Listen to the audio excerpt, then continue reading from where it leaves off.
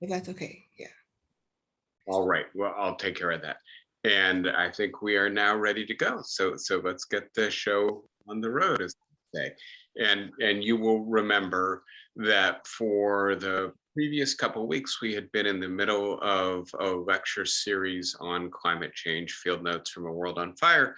And that last week we interrupted that lecture series to talk about the leaked decision from the Supreme Court appearing to make it all but inevitable that Roe v. Wade will be overturned, if not exactly the details of what the holding will be in that particular case. And I want to return now to our regular lecture series. We're at the halfway point, and so today, having spent a fair bit of time with you, and I'll review a little bit because I think it's important to make sure that we're all on the same page, and because the material is both complex and multifaceted. There are many different angles to look at it from. Make sure we're all on the same page about it. But the focus in terms of the transition at this point in this little series is to move into technology, and in particular technology related to energy and some of the economic dimensions to the climate crisis. And I think that let me start out with a very quick overview, which is to say that unlike 5 or 10 years ago, it is now technologically possible to begin to scale back the amount of carbon dioxide and other greenhouse gases that are being put into the atmosphere at a unsustainable rate in order to support our energy intensive civilization. That technologically, I'm showing you a vast wind farm here. And as I think I mentioned to you, March was the first time the United States got the majority of its electrical supply from renewable sources. I shouldn't say majority. The largest single input was from wind. It was not actually the majority. But this reflects the fact that these turbines, the solar panels, the geothermal technology, the tidal technology, all of this stuff that as recently as 5 or 10 years ago really could not supply the energy needs of an advanced country like the United States or the world. It now appears that we're actually at the place where we could do it. The impediment is not that the technology doesn't exist, but that implementing it on the scale and at the speed necessary to avert catastrophe is going to be very expensive. And so there's a strong economic as well as technological dimension to this. And then, of course, anytime something's very expensive, there's a political dimension to it as well. And so what I will do is speak with you today, the last kind of 3/4 of the lecture, about the technological side of it, and then bring in some of the economic factors and really focus on the political issues in the coming week. So that's where we're going. And right, this is where we've been. We've talked about the science of climate change. We've talked about the way in which the fact that the world is increasingly vulnerable is hard for us to reckon with, given the way in which the architecture of our minds work, given the resources that our civilization and our modes of collective action contain, our governments and states.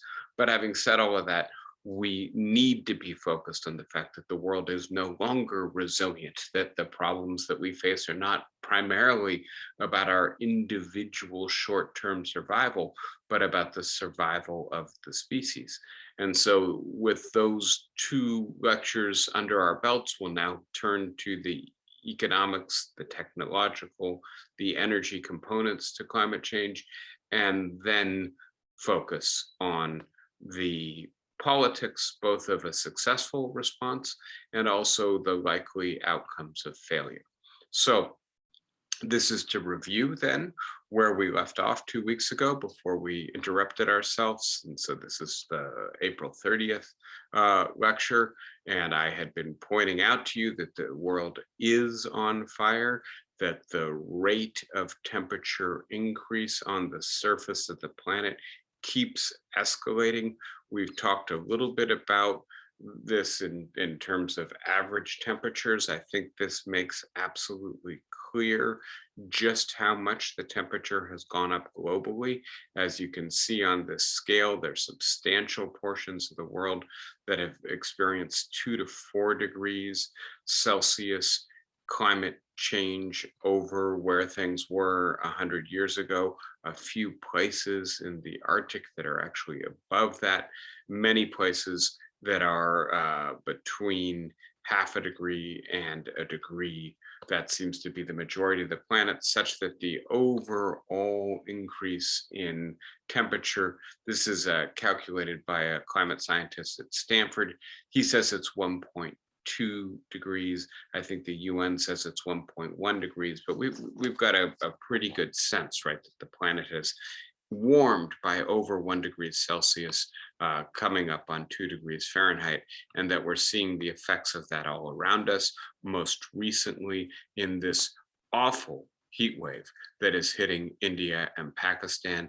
What this shows is that the temperatures there have been on average much higher than they are this time of year, many times over 50 degrees Celsius. That's 120 to 130 degrees Fahrenheit. And uh, we've spoken about various self-reinforcing dynamics where the intermediary is a natural variable. The melting of the polar ice caps would be an example of that. We warm the globe, something changes in nature that feeds back and continues to warm the globe. Here we have a different kind of intermediary, a man-made intermediary, which is to say that India is using much more air conditioning in 2022 than it was using 7, 8 years ago.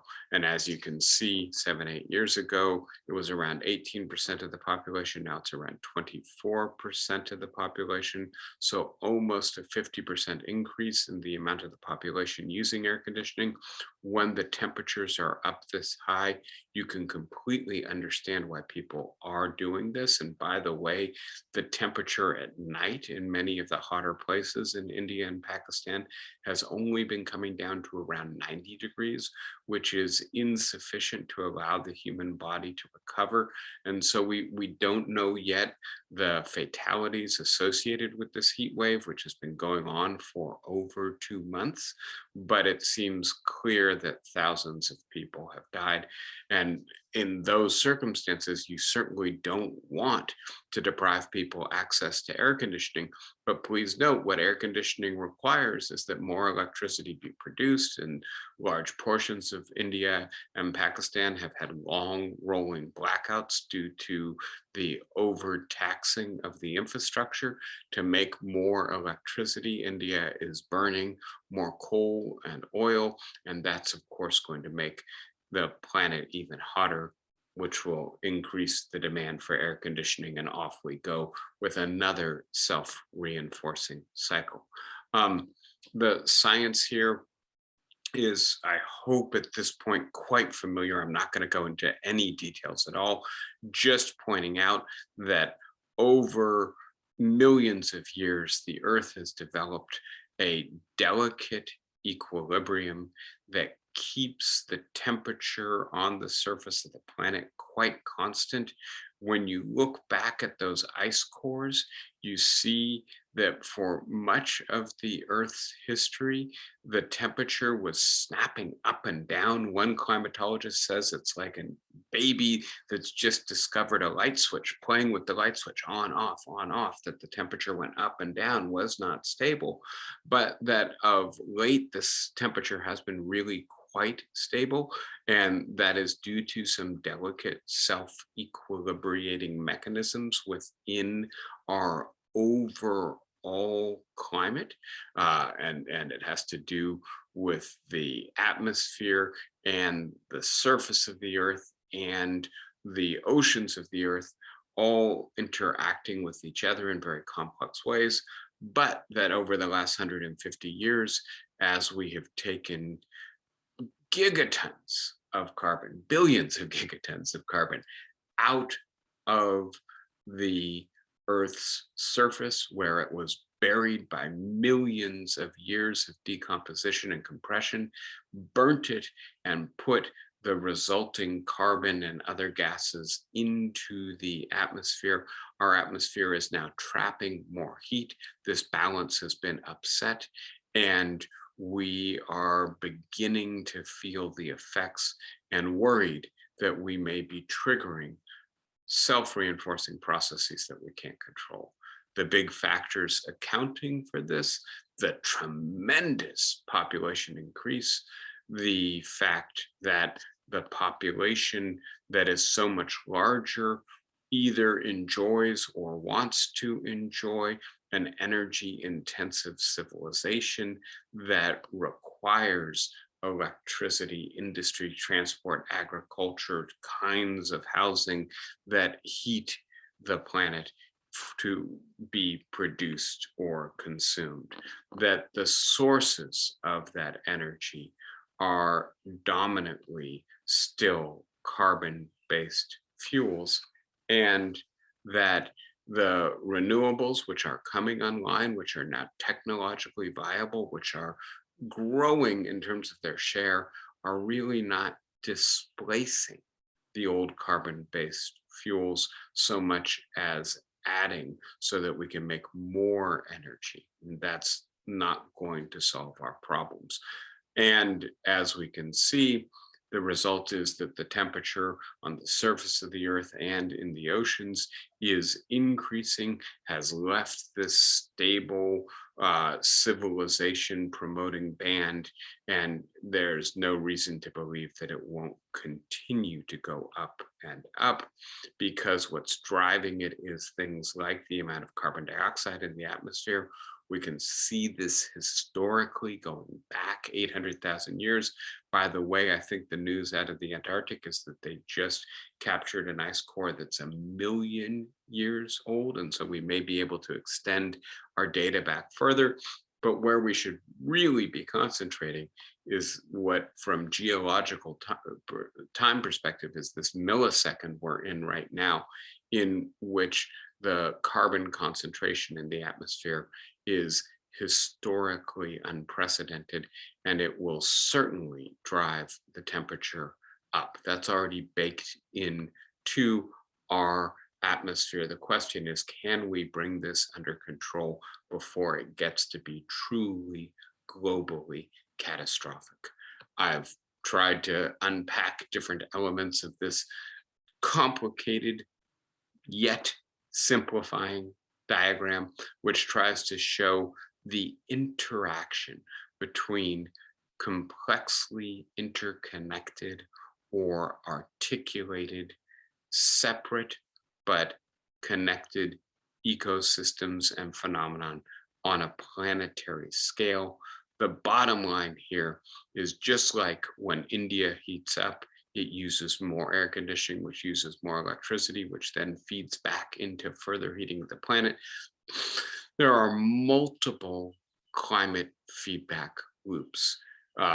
Things we haven't talked a lot about: the melting of the permafrost, which reduces a lot of methane and carbon dioxide, biological matter that has been frozen for tens of thousands, if not hundreds of thousands of years, begins to decay and then to release the carbon dioxide and methane it contains. Similarly, there are large amounts of methane frozen at the floor of the sea. As the sea starts to heat up, there are underwater explosions occurring as the methane is released from that subsea ice. And so multiple self-reinforcing patterns here. We've spoken at length about what's happening with the Antarctic, where new wind patterns are drawing warmer water underneath the ice shelves, causing the Antarctic to crumble and the glaciers to retreat. Um, One way to measure this is in terms of the amount of Arctic sea ice, its extent, comparing 1979 to 2022. You can see that there's been a loss of millions of square kilometers. Part of the reason this is happening is that less ice is forming in the winter. And the result is now that the Arctic may be navigable year round. For much of recent history, it's only been possible to move ships through the Arctic for a few months a year. Now the sea ice is melting to the degree that it may be possible to do that year round. Um, One way to measure this then is to look at where Arctic sea ice was 50, 40 years ago, 1981, and then see where it is today, right? And as you can see, tremendous loss of sea ice. That's where the loss of millions of square kilometers come in. Similarly, when we look at Antarctica, large areas where the sea ice has melted. This is the famous Larsen ice shelf. This is Larsen C that recently collapsed. This used to be solid. Now this whole region has fallen off into the ocean. The ocean is moving further in. And so we are seeing in real time the Arctic contract. We are seeing glaciers melt. We know about the albedo effect and the idea that when we replace ice with ground or crops or water, these are much less reflective. And so the earth retains more of the heat, the solar radiation, and that heats the planet as a whole. We've looked at forest disappearing as well. 4 different kinds of forest. We concentrated on the tropical forests and the way in which the tropical forest, similar to the Arctic and the Antarctic, has a high albedo, high reflectivity, different mechanisms here. This has to do with the fact that the treetops capture a lot of the rain and humidity.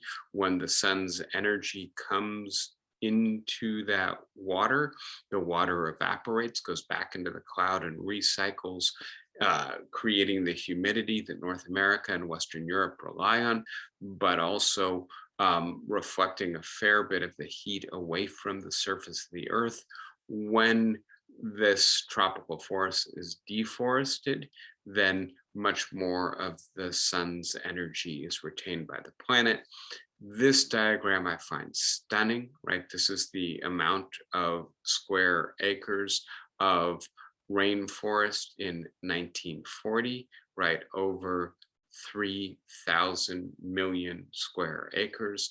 This is where we are in 2020, around 250. So we've lost already about 90% of the tropical rainforest on the earth.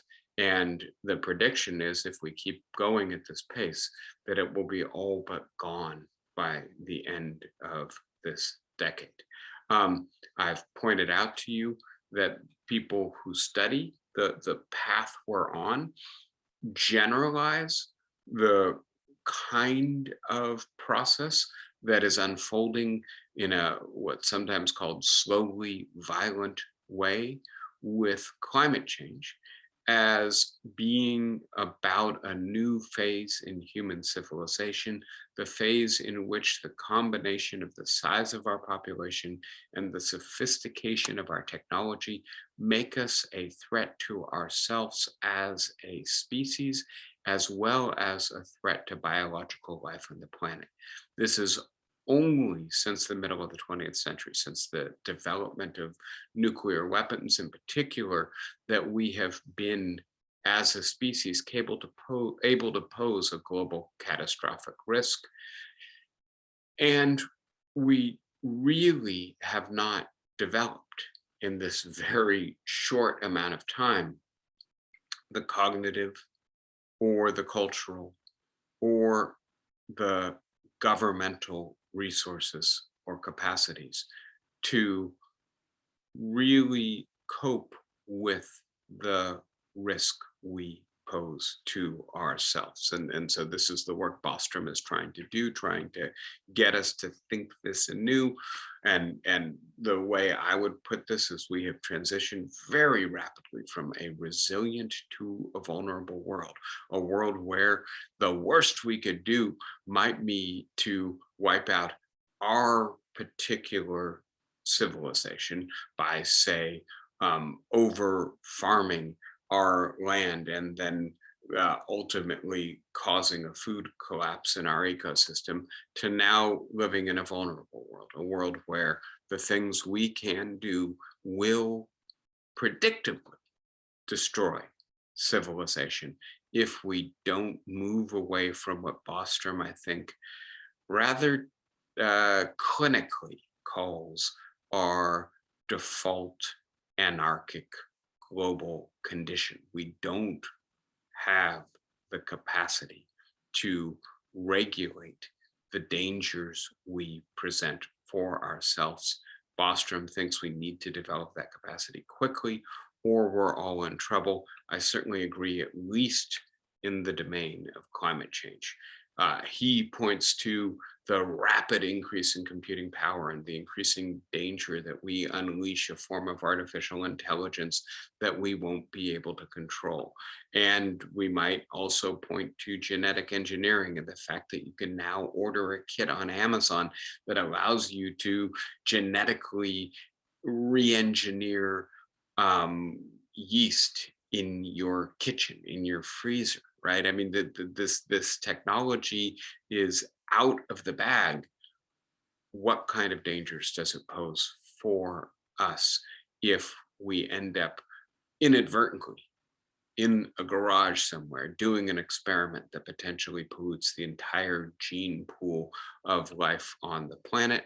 I mentioned to you, I think last week, very briefly, actually, maybe I didn't. I'm forgetting whether we talked about this. A new study in Nature that says basically that the scenario we've encountered with the coronavirus, in which a zoonotic uh, transfer of a virus from a non-human to a human animal, and then our immune systems are ill-equipped to cope with it, we end up in a pandemic, that scenario is increasingly likely, that if the Earth warms by 2 degrees and our population remains what it is, there will be large numbers of mammals who have similar immune systems to us, and so carry viruses that may be able to make that species jump relatively easily, that those animals will be moving into territory that has more human beings in it because they will be displaced by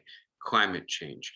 And in particular, we should be most worried about areas that have a high concentration of mammals that are potential virus sharing sources and high population density. Those are the purple areas on the map. You can see Africa and Asia especially are vulnerable to new pandemics. And again, this is just a different dimension of global vulnerability, global risk that we need to be attuned to, we need to be preparing for, that has a climate change component to it, but that is not limited to climate change. All right, finally, and this will be familiar to you, but I want to indicate the relevance of recent and I think very important, fascinating research in psychology to the problem we're dealing with. Daniel Kahneman won a Nobel Prize in economics for the work he did in psychology on the nature of human decision making and the limits of human rationality. A couple European researchers, Hugo Mercier and Dan Sperber, I think have done very pioneering, interesting, important work in the evolution of reason. One way that another recent cognitive scientist, Lisa Barnett, puts this is that the human brain is not made for thinking. That's not what it evolved for. And as you're probably familiar with at this point from Kahneman, he suggests that the human mind contains all kinds of automatic information processing systems within it. And that very often the way in which our information processing operates is by substituting one question for another question. A question that is easy to answer is substituted for a question that is hard to answer. One example he gives, looking at some behavior on Wall Street, is how people decide whether to invest in Ford Motor Company, right? And he says that the right way to make that decision is to ask whether or not the stock is currently overvalued, undervalued, or valued at the right amount. And that depends not just on the quality of the product that Ford is making at the moment, but also on whether or not the market has already appreciated and priced that into the stock price of Ford, the fact that Ford is making good cars right now. He says most investors don't actually answer the right question. As opposed to that, they ask and answer, is Ford making good cars? Do I like Fords?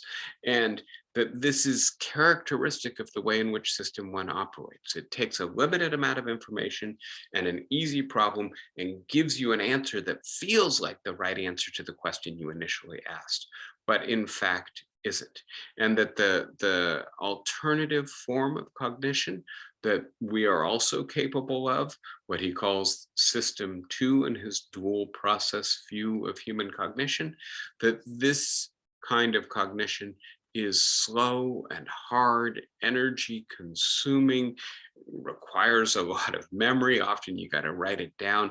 And the result is that we don't do this very often. And so we rely on intuition more than we do on deliberation. And that very often, even when we start to deliberate, our tendency is to endorse our intuitions, right? And that, again, this way of problem solving, this way of thinking and reasoning works when the problems you face are simple and the consequence of failure to solve them is not catastrophic, especially when you're trying to conserve your energy, not burn it all up in your brain, but use it in your body to do things like hunt and reproduce. But by the time we get to a civilization where we ourselves pose global catastrophic risks to ourselves, we just aren't well equipped to solve or face these problems. We tend, for instance, to prioritize short-term immediate difficulties over long-term difficulties. I'm sorry, long-term distant difficulties is what I meant to say. And that in a sense that's natural and maybe even adaptive, but it really doesn't serve us very well when we are facing these kinds of risks, where by the time you're really feeling the threat, it may be too late to do anything about it because the process has already been unleashed and can no longer be controlled. Mercier and Sperber, slightly different account, but from an evolutionary perspective, again, the brain is not made for thinking. Reasoning is not made for problem solving. It's much more made for either showing your belonging to a social group or marking your status within that social group. We shouldn't expect average persons to be able to wrap their heads around climate change, especially in an environment in which major institutions are encouraging them not to. We'll get more into the politics next week, but that's where we left off, right? And this now gives me the opportunity to pivot to the technology side of the problem. So today's lecture starts from some complicated diagrams. And I'm not going to try to fully unpack all of this, but I do want you to have a grip on some of the science and the way in which the people who are studying the science are representing this. This is from Mark Jacobson at Stanford, whose work I think is very good. We'll get into this a little later, but he's a techno-optimist. Ultimately, he's somebody who believes that we have the technology to address the problems we face. But let's start with the nature of the problem, right? This is the amount of greenhouse gas that we're putting into the atmosphere, broken down into different kinds of greenhouse gases. And this is the temperature change that would result from the amount that we've already put in the atmosphere, right? So we've already put enough in to create 2 degrees Celsius climate change. We've also put aerosols that remember what's ultimately happening here is that different molecules trap different wavelengths of light, right? And that's how solar energy reaches us. So these gases trap certain wavelengths, aerosols trap other wavelengths. Then there's also the so-called urban heat island effect. And I imagine you are aware of this, that if you were to go up into the Oakland Hills, into a forest, it would be a few degrees cooler than it is down on the paved streets of Piedmont. And that's because all of this asphalt and concrete that we build everything out of actually absorbs heat from the sun more efficiently, radiates less out. And so we're actually noticeably heating the planet as we grow in size in terms of our overall population and become more and more urban. Now, on the other hand, there are some fortunately self-correcting processes being unleashed by all of this, in particular, greater water evaporation, creating more clouds, I believe is what the cooling aerosol particles primarily refers to. And so the net observed global warming is around 1.1, 1.2 degrees Fahrenheit. So that's the basic thing that we're going to try to figure out technologically how we can address it. And this is based in an earlier Intergovernmental Panel on Climate Change UN report.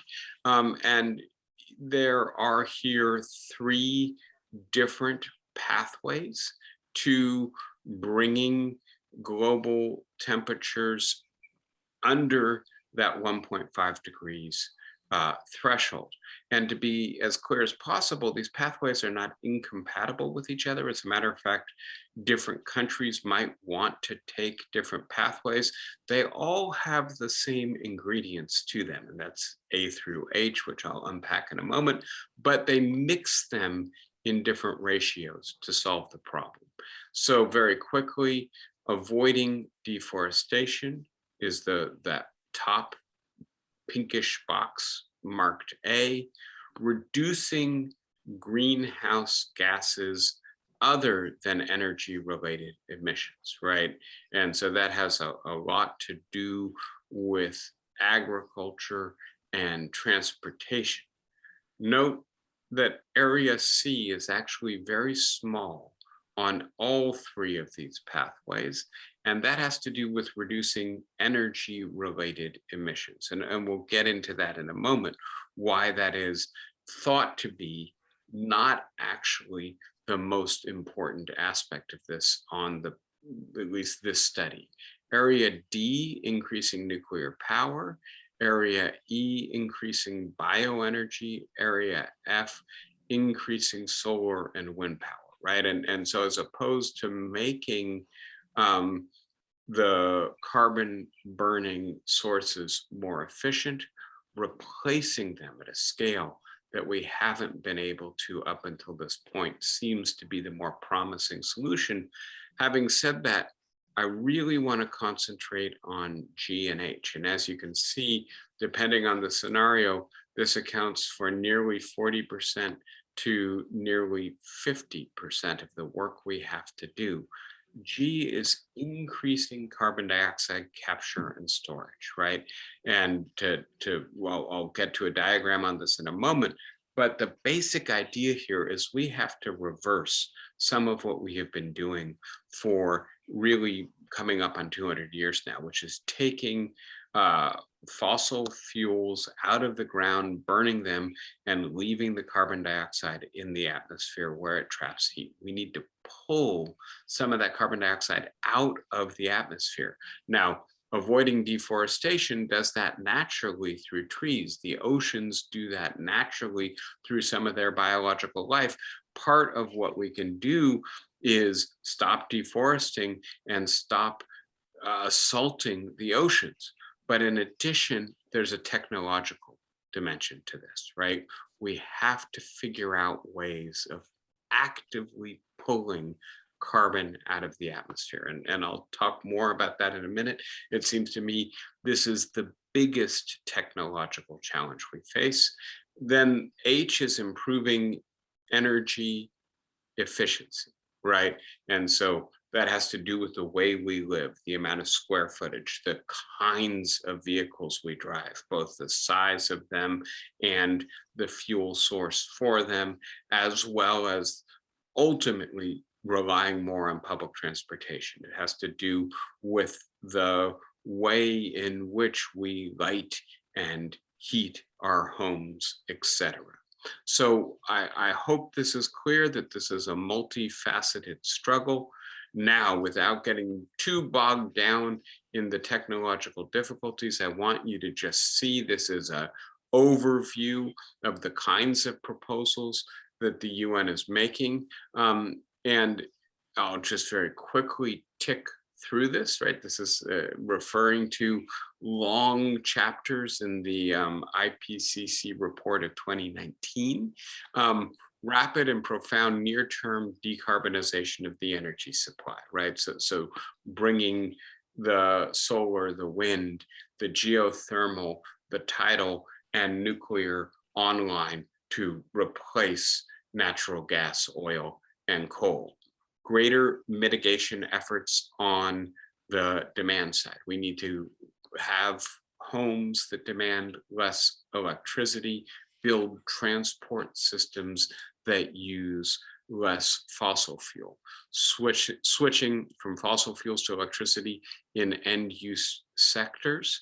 And a lot of that has to do with transport, comprehensive emissions reductions. And this means bringing the CO2 down as much as possible. Additional reductions, and this has a lot to do with the agriculture, the food supply, how far our food has to be transported to get to our store and to our table, what the mix is in that food, and then considerable shifts in investments. And this is where I'll concentrate a fair bit. They're suggesting 1.6 to 3.8 trillion dollars be invested on an annual basis from 2010 to 2050. And so this is a huge investment. I think we have to be honest about this.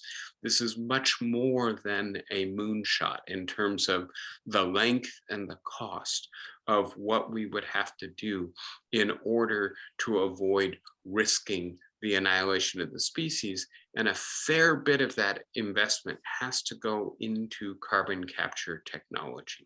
So the reason that is, and again, with apologies for the rather technical diagrams here, but on none of the scenarios that the United Nations generates, and I'll be as clear as possible about this, there are multiple very complicated variables interacting with each other. So one of those variables is purely economic. How quickly does the Chinese economy grow? How quickly does the Indian economy grow? And then related to that, how energy intensive is that growth? How much beef do the newly middle-class Chinese, Indians, Brazilians, Indonesians eat. How many cars do they drive? How many of those cars are gas powered versus electric powered? So the economic side has huge, complex variables at work in it. And then what happens as a result of those different scenarios for economic development in terms of greenhouse gas emissions, and then what happens to the ecology of the planet in complexly interconnected systems like the oceans and the atmosphere. And as you might guess, the result is that rather than saying, here's one scenario that we have a lot of confidence in, they run models and they generate thousands of scenarios. And to be as clear as possible, then these are various scenarios. But the key thing to see here, the red line is the estimate of gross carbon dioxide emissions, right? And then more other kinds of greenhouse gases. And the purple line is the net amount of carbon dioxide emissions compatible with what's called net zero emissions, where we need to be by 2045, 2050. And as you can see, there is a big gap between the amount that we will emit and the amount that we have to achieve to avoid global catastrophe. And so all of these scenarios call for capturing or pulling back out of the atmosphere substantial amounts of carbon dioxide and other greenhouse gases. And we'll talk in just a moment about how to do that. I just want to show you again, right, that on all of these scenarios, and let me be as precise as possible, the UN generated in its most recent IPCC report around 5,000 scenarios. Around 1,000 of those scenarios avoided global catastrophe.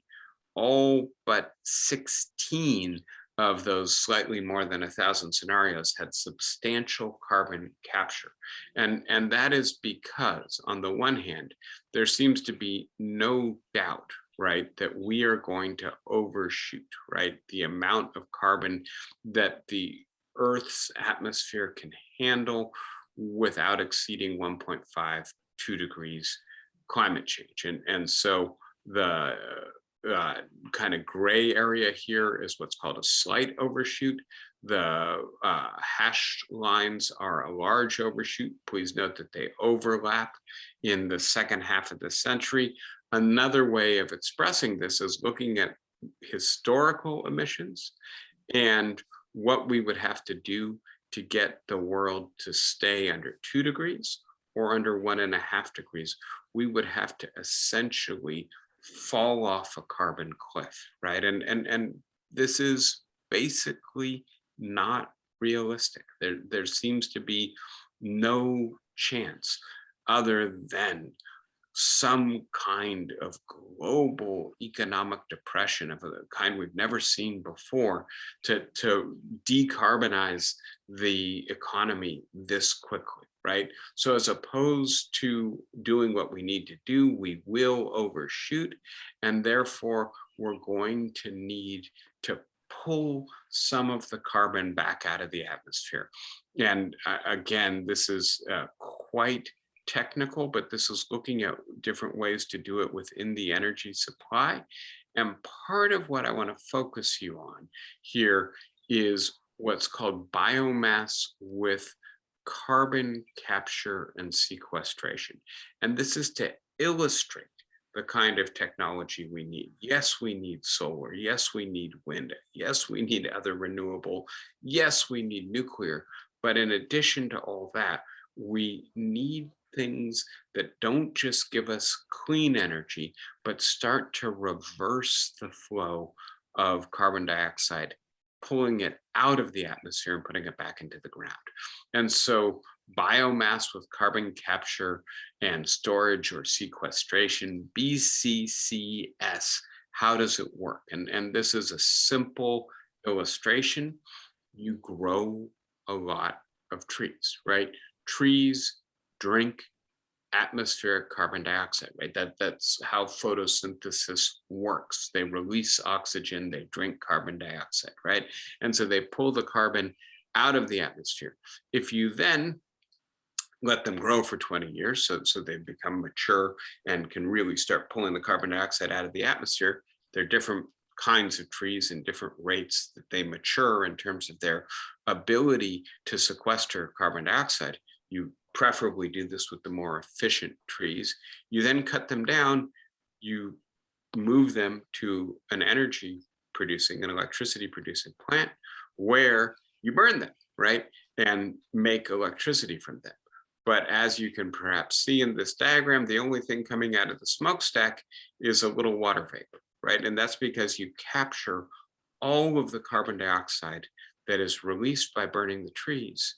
And then, as this diagram shows, you pump it into the earth where it can be stored in the reservoirs that have been opened by pulling petroleum out of the earth, or in different kinds of rocks, or in saline aquifers. There are different materials in the surface of the earth and half a mile down, where carbon dioxide can be stored stably for perhaps even millions of years.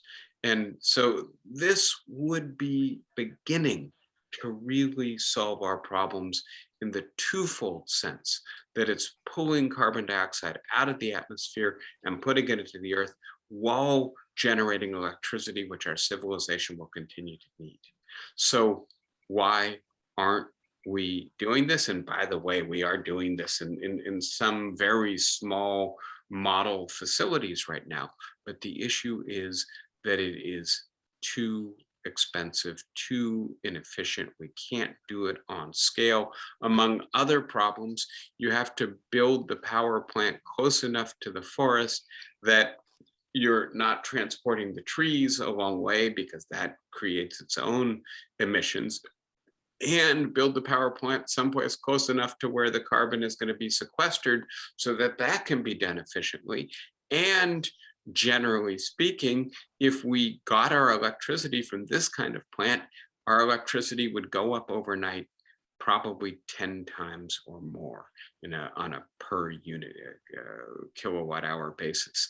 And so at this point, let me just for a moment remind you that when Macron first became president in France, he proposed a near doubling of the gas tax, and that this was the start of the so-called yellow vest protests, in which mainly working class people wearing yellow vests, the construction workers in France wear, came to Paris and blockaded the highways and streets and shut down Paris for months.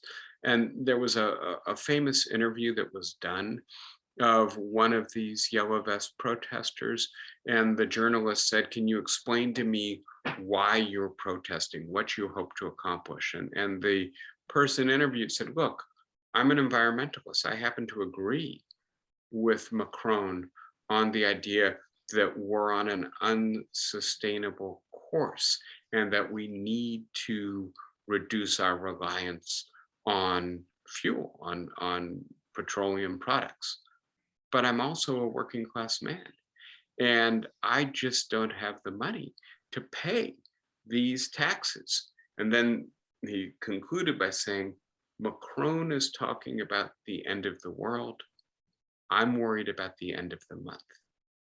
Right. And this became one of the slogans of the Yellow Vest movement. And if you were to propose to people that their their electricity prices go up tenfold overnight to sustain this, right, you can bet there would be probably much more volatile protests, incredible reaction against this in America and most of the world. And so the issue is not that the technology doesn't exist. The issue is that the technology is currently too expensive, and therefore we need to invest in ways of making it scalable, capable of producing in large quantities and making it more affordable. Going back to other things we need to be doing here just for a moment, land use, right? And so whether we're talking about where our food supply comes from, our energy comes from, the amount of forests, the amount of pasture lands, we need to be converting to more sustainable land use patterns. Similarly, when we look at the transportation infrastructure, moving over to either biofuel or electricity or mass transportation is going to be extremely important in all sectors. And finally, I've already given that figure about investing trillions of dollars per year for 40 years.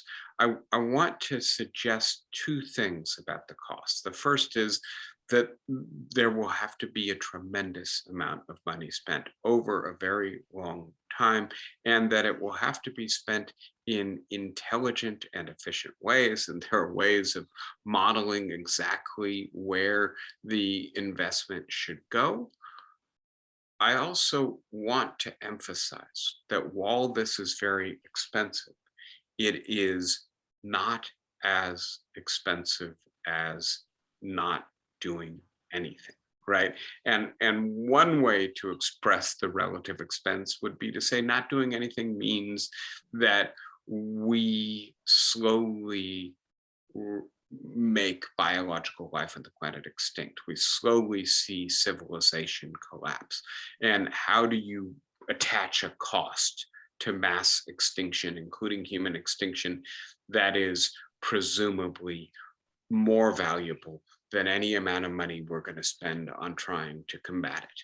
But I think in a more technical economic sense, it is also the case, and I think this is extremely important to notice, right? If we're going to have a argument about the expense, that the cost of inaction is also something like eventually 200 meters rise in sea levels. And that means two-thirds, three-quarters of the world's cities will be underwater. If you're in Denver or Geneva, you're okay. But if you're in most other places in the world where cities have been built, it's a massive investment to move those cities, transport all those people and all that infrastructure, or to try desperately to keep a sea that is rising feet a year from inundating those cities, right? And so even in a strictly economic calculus expense balance, right, we would be spending less on research and development to make this new technology scalable and affordable today than we will be paying for our inaction in the future. This thing gets down to the problems with the limits of human reason, is that we tend to unfortunately be short-sighted about long-term expenses, that we tend to prefer to not spend today because we discount how much it's going to cost us in the future. But we have to overcome that characteristic irrationality. And so then let me conclude today by looking at a proposal for how we could fund a global Green New Deal. And the idea here is beginning with $2.6 trillion per year in 2024 and continuing that level of expenditure for at least 25 years. This comes from Robert Pollin, an economist at the University of Massachusetts in Amherst. Similar proposals can be found in Mark Jacobson's work on creating clean, renewable energy and storage very quickly. I would characterize Pollan and Jacobson as techno-optimists. And on the other hand, I've got Daniel Yergin and Vaclav Simel here, who are much more technical pessimists. They don't think that this can be done as quickly or as cheaply as people like Pollan and Jacobson think it can be done. Let's look at Pollan's proposal, right? That 2.1 trillion be invested in clean renewable energy, and 500 billion, half a trillion be invested in energy efficiency per year, right? And then where the funding comes from, and he suggests a 50-50 mix, 1.3 trillion from public, 1.3 trillion from private sources. The public sources come in part from a carbon tax. Please note it's not that much of the money.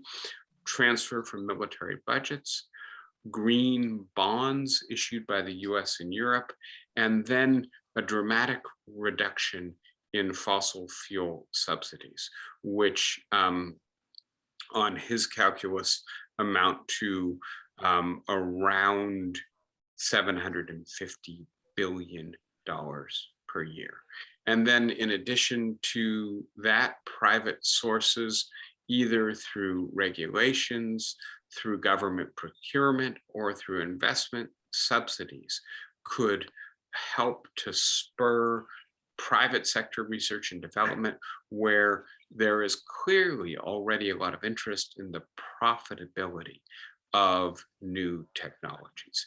Now, Vaclav Simel, who you may have seen his just published book, How the World Really Works, throws damp water on these kinds of proposals, cold water, sorry. He suggests that, look, our current civilization is not just an energy intensive civilization, it's a petroleum intensive civilization.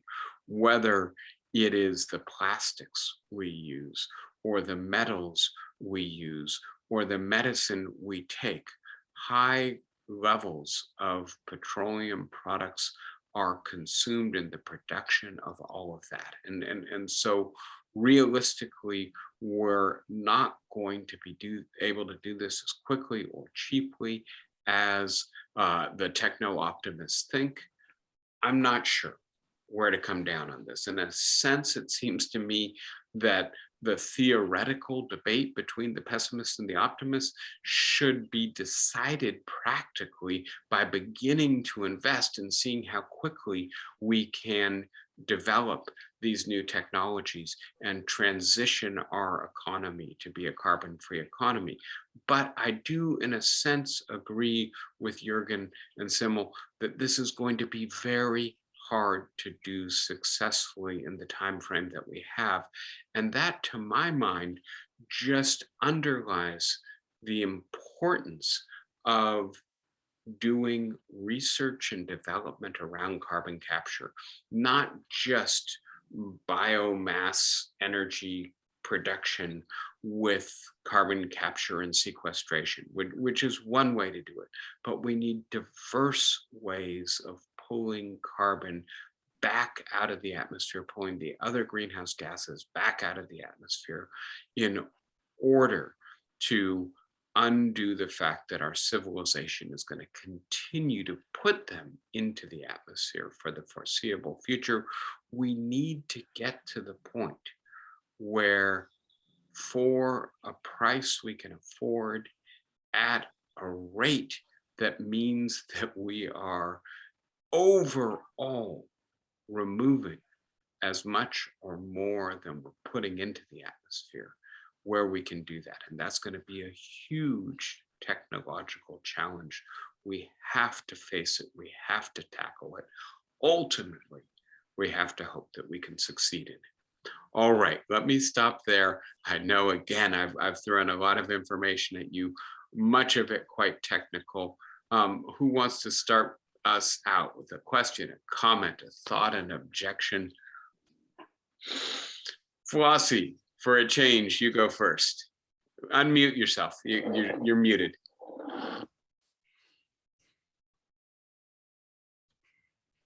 Still muted. You got to hold your space bar down or click on that microphone.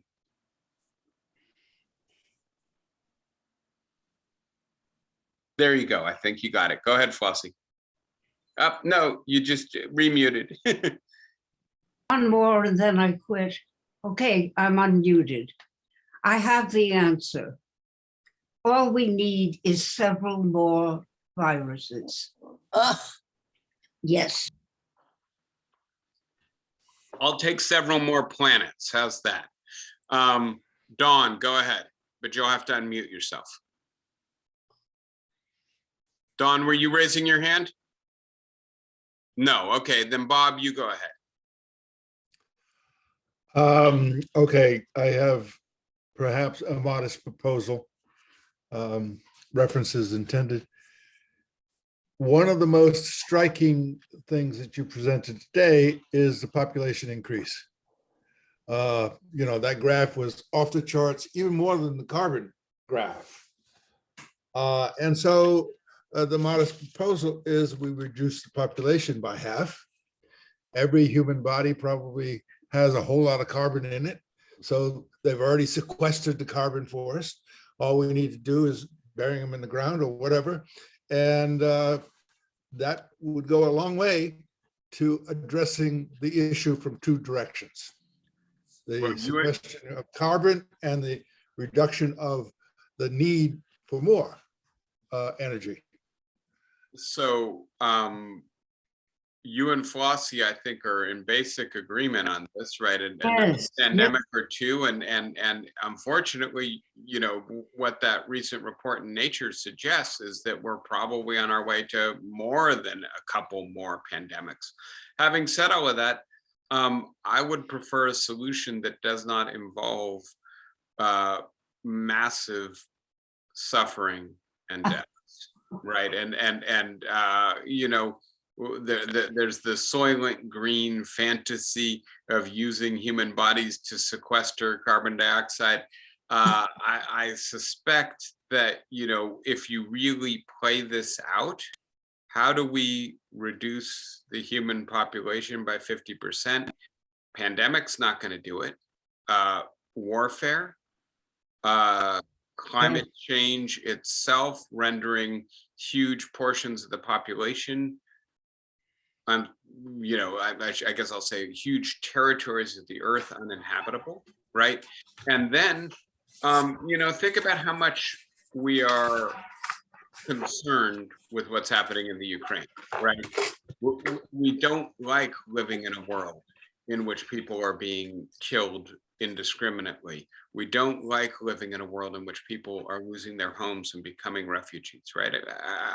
I know I'm not sure if I'm taking you too seriously in what's meant to be a jest, but I do think it helps to concretely envision what a hotter planet is going to look like for the people who live on it, how much suffering it's going to entail, to begin to motivate us to say, as bad as what's happening in the Ukraine is right now, as bad as the coronavirus pandemic is right now and has been for the last 2 years, as bad as what's happening in India is right now, as bad as what's happening in the Colorado River Basin is right now, as bad as the fires in New Mexico are right now, right? There's all this stuff pulling our sympathy into what's happening immediately around us.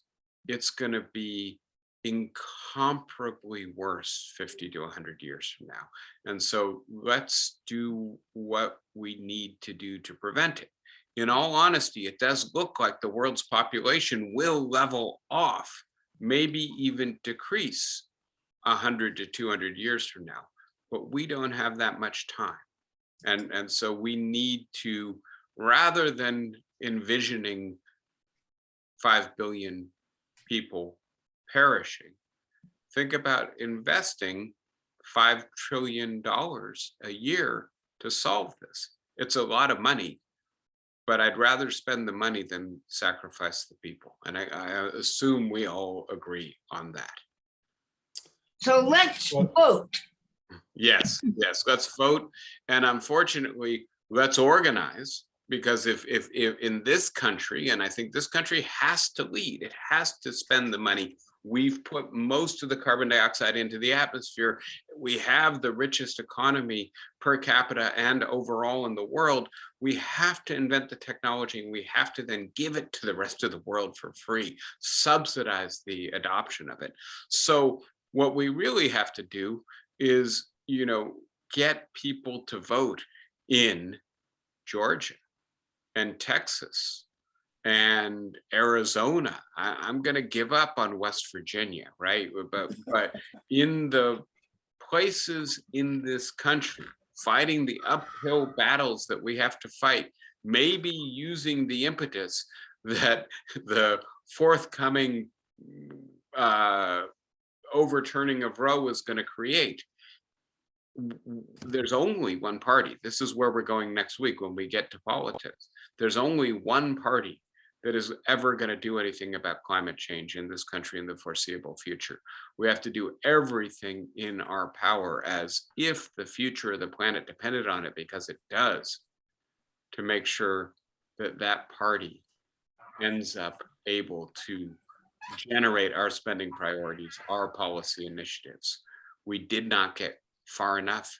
It is now clear in 2020 we need to get further than we have.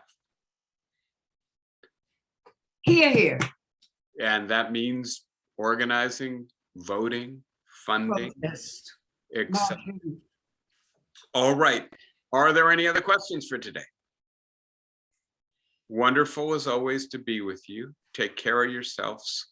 I'll see you next week. Bye, everybody. Organize. Bye-bye.